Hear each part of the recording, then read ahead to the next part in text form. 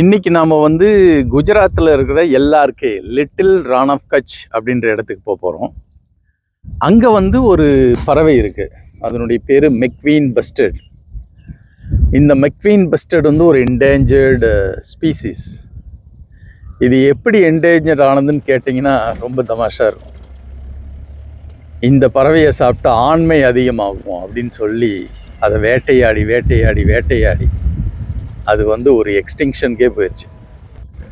ரொம்ப இன்ட்ரெஸ்டிங்கான ஜேர்னி இது, ரொம்ப த்ரில்லிங்கான அனுபவம் இது. இந்த டிரைவர் வந்து அவருடைய வண்டியை எடுத்துக்கிட்டு அவர் என்னமோ ஒரு 4x4 ஜீப் போட்டுற மாதிரி நினச்சிக்கிட்டு கண்ணாபின்னான் மேடு பள்ளம்லாம் ஏறி இறங்கி போகும்போது என்ன பண்ணிச்சுன்னா, ஒரு பாயிண்ட் ஆஃப் டைமில் வந்து அந்த ஜீப் மாட்டிருச்சு. பாலைவனத்தில் இருக்கிற மணர் குன்று அதில் போய் மாட்டிருச்சு.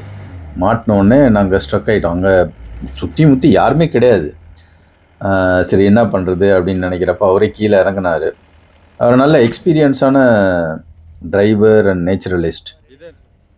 இறங்கி பார்த்தா சக்கரை 2 காற்றுல இருக்குது. நடுவில் இருக்கிற அந்த மேடில் வந்து ஜீப் மாட்டிருச்சு. இது வந்து பழைய தார் 2 வீல் டிரைவ் தான், பழைய தார். அவர் உட்காந்து குழி பறிக்கிறார், பறித்து அந்த மணலெல்லாம் அகற்றி வைக்கிறாரு. இது ஒரு நல்ல த்ரில்லான அனுபவம். எங்களால் அதை எடுக்க முடியலன்னா ரொம்ப கஷ்டமாக போயிருக்கும். அங்கே வந்து சிக்னல் எல்லாம் ஒன்றும் வராது. நடு பாலைவனத்தில் வந்து சிக்னலும் வராது, ஒன்றும் வராது. யாராவது வரும்போது பார்த்தா தான். சரி வாங்க போகலாம் அப்படின்னு சொல்கிறாரு. சரின்னு சொல்லிட்டு நம்ம தோழர் இவர் மிஸ்டர் வினய் சாவ்லி அவரும் வராரு. அப்புறம் பார்த்துட்டோம். இங்கே பாருங்கள், இதுதான் மெக்வீன் பஸ்டர்டு.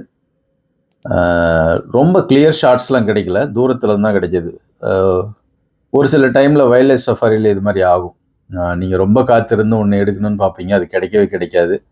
அப்படி கிடைச்சாலும் ரொம்ப கிளியரான ஷார்ட்ஸ் கிடைக்காது. பட் அதுதான் வந்து நேச்சர் அப்படின்றது.